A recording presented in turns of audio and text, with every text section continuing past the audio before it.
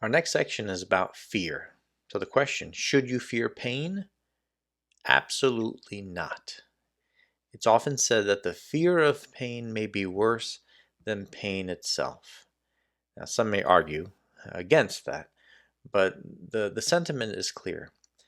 Fear of pain can affect us dramatically.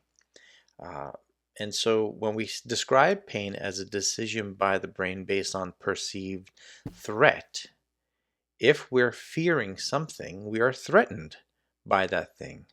So if we're afraid we're going to make our back worse, for instance, by lifting a box, we may be afraid to have to lift something heavy.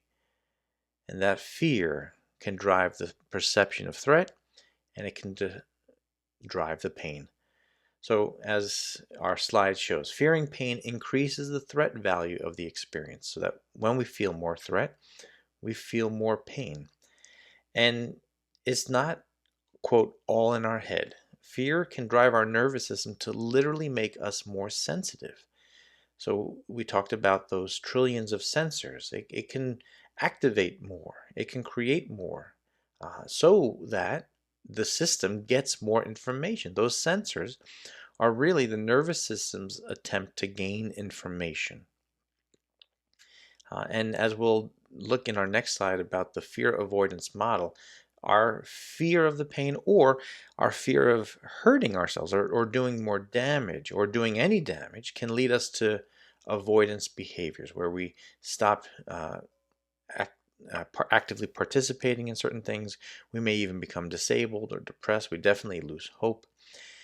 And fear activates what we know as fight or flight, which is the sympathetic nervous system. And later in the course, we'll describe more of the effects of the activation of this system.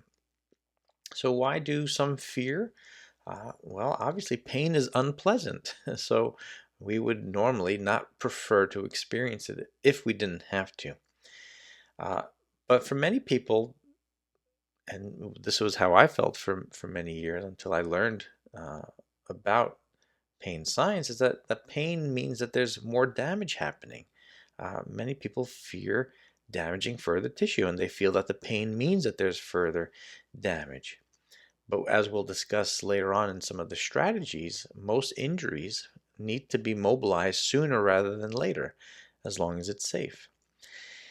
And some don't like the word fear, and I don't even like the word fear. It's not necessarily a morbid fear, but an uncertainty. We feel not so much fear, but a lack of safety. We're feeling uncertain. We've been told if it hurts, don't do it. Well, why shouldn't I do this? If it hurts, don't do it. Why? Because am I damaging myself? These are logical, reasonable conclusions to draw. So a lot of what we've been told can make us feel less certain, lack safety, lack confidence. But the reality is all pain does not have to be gone before engaging in normal activity, in movement and therapy. And we'll talk more about that in our strategies section. But just a brief sneak preview. It's okay when you're rehabilitating from an injury, when you've been given the all clear to move, to do more, to work into some pain. And if you're familiar with the pain scale, 0 to 10, 0 being no pain, 10 being the worst you ever felt, when we're rehabbing, we generally have to go into a 3 or 4 out of 10 pain. Now that's very subjective because pain is subjective. But if we go too high on that level, we're going to activate defense, sympathetic nervous system. We're going to activate pain, create a flare-up, aggravate the situation, which may take a lot of time for it to calm down. We can try to illustrate it this way. Take, let's say, an army base that is fearing some kind of attack, got some intelligence, and so there is some concern that there's going to be an attack. Most likely, more soldiers will be activated, and these soldiers will now be on high alert. Well, our body, fearing an attack to its tissues, will activate a defensive posture. We'll be more defensive. We'll be more alert to these threats, in essence, more sensitive.